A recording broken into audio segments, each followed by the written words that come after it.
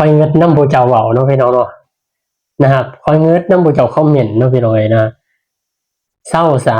เศร้าเฮ็ดคลิปซะบ่มีคนเบิ่งดอกไผสิมาเบิ่งคลิปเจ้านะลงมากกว่าครับบ่อยากดูคลิปเจ้าเพิ่นว่านะครับยอดวิวก็บ่ขึ้นดอกพุ่นน่ะนะครับเจ้าเฮ็ด YouTube เจ้าบ่ได้เงินดอกนะครับเพิ่นว่าเจ้าบ่ได้เงินดอกบ่มีไผดอกรวยย้อน YouTube เพิ่นว่า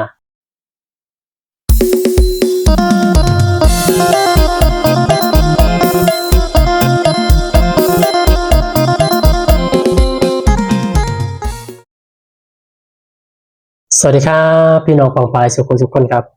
กราบสวัสดีนะครับพี่น้อง FC บ่สิเป็นทางฝั่งลาวและก็ฝั่งไทยนำเด้อครับผมนะครับ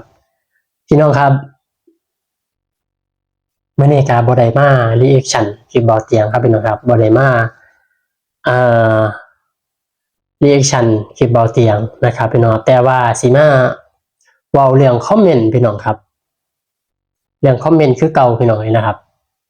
หลายคนได้พี่น้องครับหลายคนคอมเมนต์เข้ามาว่าบ่ต้องเฮ็ดดอกคลิปนะคันว่าสิเอาคลิปผู้อื่นมาลงแล้วก็มารีแอคชั่นเอาคลิปเบาเตียงมาเว้ามานั่งเว้าอยู่ในห้องแอร์ว่าซั่นนะครับมานั่งเว้าซื่อๆแล้วก็ได้ยอดวิวบ่ต้องเฮ็ดดอกถ้าบ่ลงทุนเพิ่นว่านะครับพี่น้องครับ1นะครับพี่น้องครับ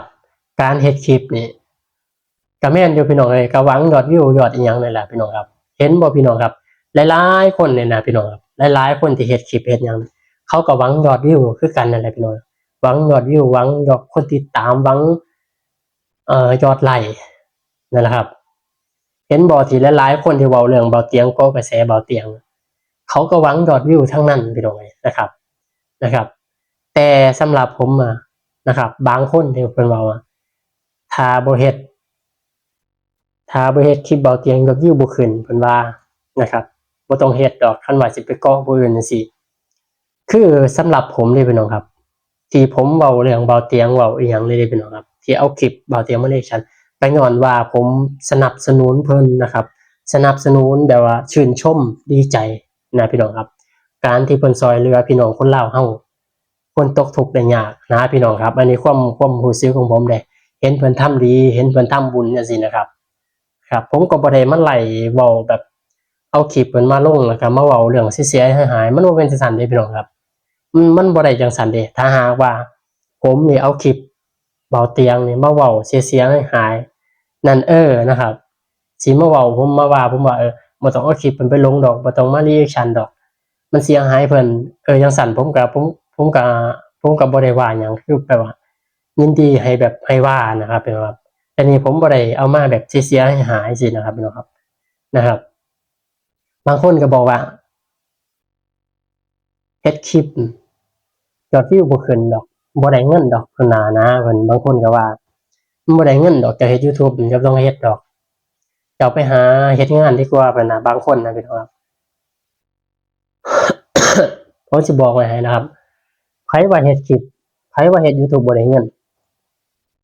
ผู้ใดว่าเฮ็ด YouTube บ่ได้เงินนะครับคันว่าเฮ็ด YouTube บ่ได้เงินนะพี่น้องนะ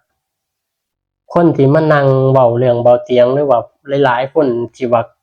เกาะกระแสเว้าเรื่องเบาเตียงเอาคลิปเบาเตียงมารีแอคชั่นน่ะถ้ามันบ่ได้เงินนี่เขาบ่เว้าดอกเขาบ่เฮ็ดดอก YouTube หมดทั่วประเทศนี่พี่น้องเอ้ยนะครับหมดทั่วประเทศนี่เขาบ่เฮ็ดดอก YouTube เห็นบ่ยูทูบเบอร์ดังๆใหญ่ๆคนติดตามเป็นล้านเป็นเท่าไหร่แสนน่ะคนเบิ่งเป็นเท่าไหร่ล้านน่ะพี่น้องคันบ่แล้วเขาสิเฮ็ดเฮ็ดหยังนะครับเขาสิเฮ็ดเฮ็ดหยังคันเขาบ่ได้เงินคันเขาบ่มีรายได้เขาสิเฮ็ดเฮ็ดหยังนะครับคือกันกับเบาเตียงนั่นนะพี่น้องเนาะอายเพิ่นน่ะคันว่าเพิ่นบ่ได้เงินเพิ่นสิไปหาถ่ายหยังคนตกทุกข์ได้ยากพี่น้อยนะครับ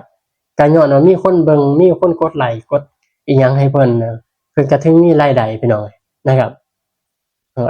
ถ้าหากว่ามันบ่มีรายได้คือ1เด้อพี่น้องเด้อข้อยสิบอกให้1คือคนติดตามบ่ถึงพันชั่วโมงบ่ได้ชั่วโมงบ่ทันฮอด 4,000 ชั่วโมง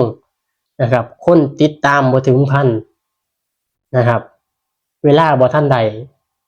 บ่ทันผ่านช่องบ่ทันผ่านนั่นแหละคือบ่ทันได้เด้อพี่น้องเด้อ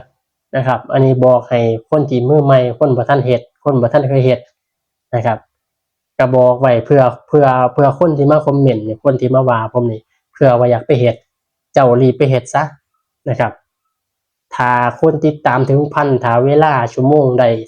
4,000ถ้าหากว่าจะได้ Excel หรือยังจะผ่านหมดแล้วนั่นแหละคือยอดวิว10,000 20,000 30,000นั่นแหละก็คือเป็นเงิน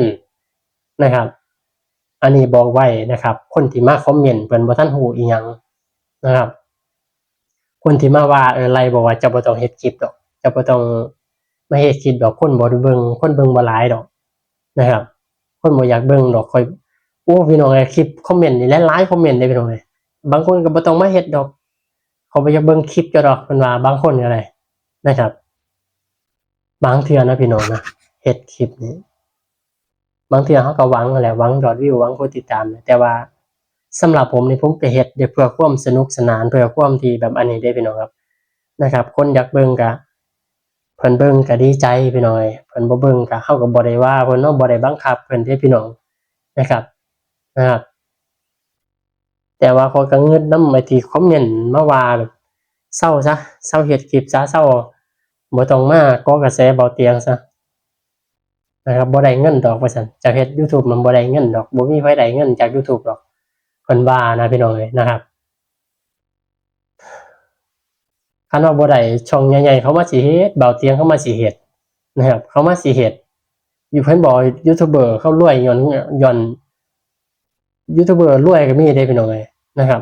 เห็นบ่คนรวยๆบางคนก็เขาเฮ็ดเป็นยูทูบเบอร์จนรวยเห็นบ่พี่น้องเอ้ยนะครับก็มีแต่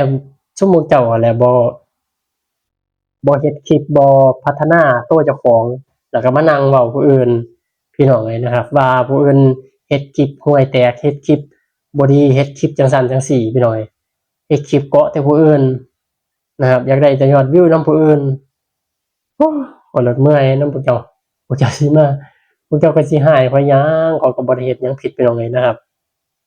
บ่ได้เฮ็ดหยังผิดเดะพี่น้องเอ้ยเพียงแต่ว่าเฮาเห็นเบาเตียงเพิ่นเฮ็ดคลิปดีๆเฮาก็อยากนำเสนอเฮาก็อยากแบบว่า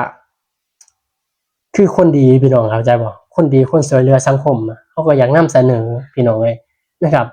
ซุมเจ้าก็สิมาห้ามข้อยหยังว่าห้ามเอาคลิปเบาเตียงมาลงเด้อห้ามเกาะกระแสเบาเตียงห้ามเอาคลิปผู้อื่นมาลงนะครับข้อยก็เมื่อยคือกันนำพวกเจ้าพี่น้องเอ้ยนะครับจักผู้ใดสิว่าข้อยหยังเนาะพี่น้องนะครับเอาล่ะพี่น้องเอ้ยนะครับไปแล้วพี่น้องครับนะครับนี่แหละพี่น้องเอ้ยนะครับมีทั้งคนหักคนซังพี่น้องเอ้ยนะครับมันก็มีหมดซุอย่างแหละพี่น้องเอ้ยนะครับขณะเฮานั่งเฮ็ดคลิปอยู่บ้านเขาก็ยังถูกให้ถูกด่าพี่น้องจักสิว่าจั่งใดเด้อพี่น้องเอ้ยนะครับ